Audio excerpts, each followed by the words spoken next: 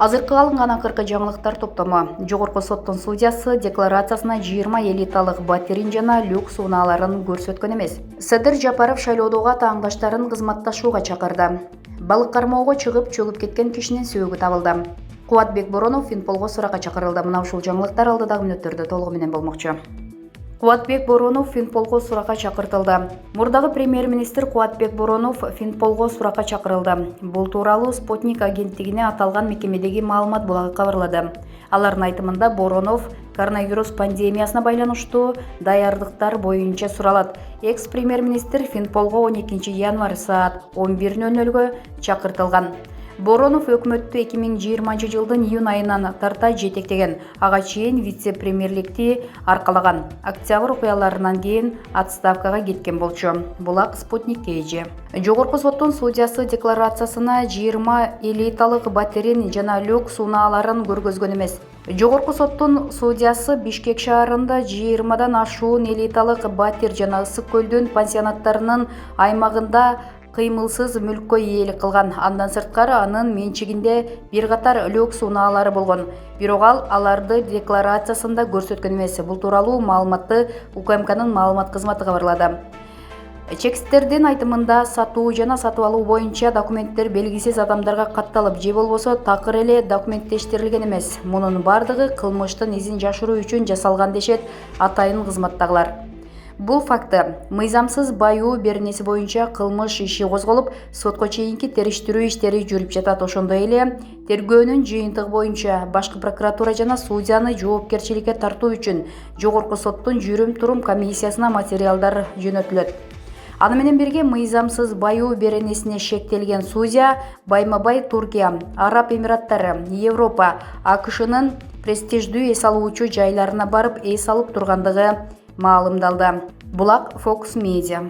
Балык кармоого чыгып чөгүп кеткен кишинин сөөгү табылды. Ысык көлдө балык уулоого чыгып чөгүп кеткен 38 жаштагы кишинин сөөгү табылды. Өзгөчө Кырдаалдар министрлиги 11 январда билдиргендей, куткаруучулар бир күндөн кийин табылган сөөгүктү туугандарына өткөрүп беришти. Каза тапкан киши Жетөгөз районунун Жеңиш айылынын тургуну. Ал шериги менен 10 январда балык кармоо үчүн чыгып, кайыгы кырсыктагандан кийин дайынсыз болуп жаткан. Шеригин жергиликтүү тургундар куткарып калышкан. Булак Азаттык эже. Садыр Жапаров шайлоодогу таңдаштарын кызматташууга чакырды. Президенттик шайлоодо арбын добуш алган Садыр Жапаров шайлоого өзү менен кошо ат салышкан таңдаштарынын саясий салмагын, кадыр-баркын, тажрыйбасын жогору баалайт. Мындай пикирин ал бүгүн 11 январда Бишкектин Ала Тоо аянтында шайлоочуларынын алдында сүйлөп жатып билдирди. Президенттикке аттанган менден башка да талапкерлердин саясатта салмагы, кадыр-баркы, тажрыйбасы бар. Алар да эл урматына ээ болгон инсандар. Алардын да өлкөбүздү өнүктүрсөм, Кыргызстаныбызды кубаттуу мамлекетке айлансам деген ыйык тилектер бар. Мен атааңдаштарымды дал ушул тилектери менен сапаттары үчүн терең сыйлайм. Кудай буйруп, президент катары толук ишке киришээрим менен талапкер атааңдаштарымды акыл калчап, өлкө тагдырын оң жолго салууда кеңешип, баарлашууга чакырам. Бири-бирибизге карата ушак айың, көө жапмайдан эч ким утпайт. Азыр бизге ынтымак керек. Садыр Жапаров шайлоочуларынын өзүнө ишеним гана керек экенин кошумчалап, чогуу чаран кызматташууга чакырды. 10 январда өткөн Кыргызстандын президенттин кезексиз шайлоого 17 талапкер катышты. Алардын арасында шайлоонун Жапаровдун жеңишин көрсөтүп жаткан баштапкы жыйынтыктарын сындагандар да, тааныгандар да болду. Борбордук шайлоо комиссиясынын баштапкы маалыматына караганда Садыр Жапаров добуш берген шайлоочулардын 79% добушун алды. Экинчи орунда Адахан Мадумаров, ага 94.278 киши добуш берген. Бул сан шайлоочулардын 6,69%-ын түзөт. Андан кийинки орунда Бабыржан Төлбаев, аны 33.630 жаран колдоп, жалпы добуштардын 2,39%-ын алды. 10 январда Кыргызстандагы 3.563.574 шайлоочунун 40%-га жакыны добуш берди. Президенттик шайлоо менен чогуу өткөн мамлекеттик башкаруу формасын тандоо боюнча референдумдагы добуштардын 80%-ынан ашууну президенттик башкаруу формасын колдоду. Парламенттик башкарууну колдогондор 11%-га жакын.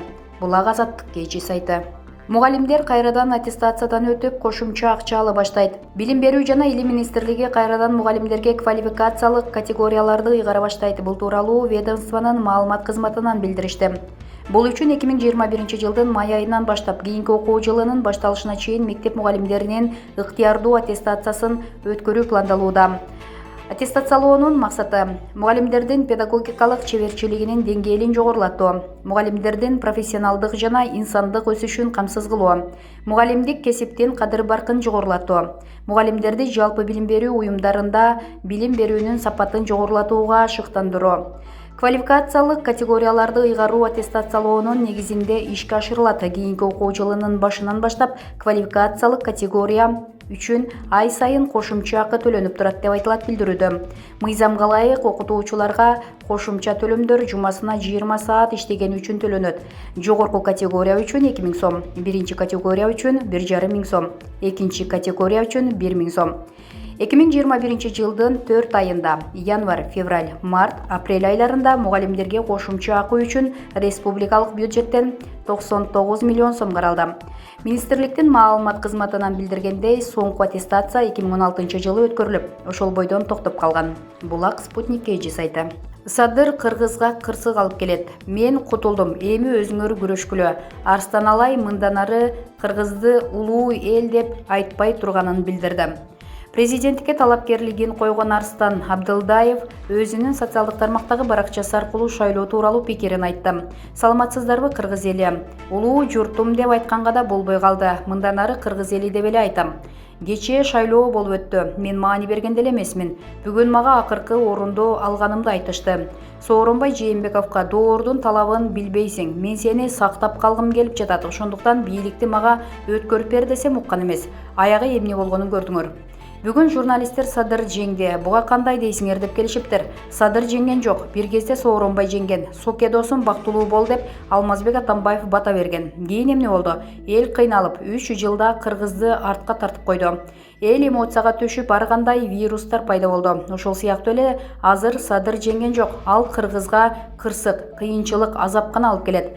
Менде күнөө жок. Мен сабагымды өттүм, мээримимди төктүм. Элдин алдында бардык милдеттеримди аткарып бердим. Кечээден бери түштөрдү көрүп, менин жашоом абдан бейпил болуп жатат. Ошондуктан мен карызымдан кутулдум. Арстан Алай кутулду. Эми эл карыз деген аян бар.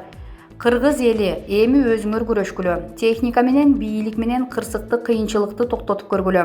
Аалам күчтүүбү же түрмөдөн чыккан адам күчтүүбү байкап көргүлө, деди Арстан Алай. Булак Супер KG сайты.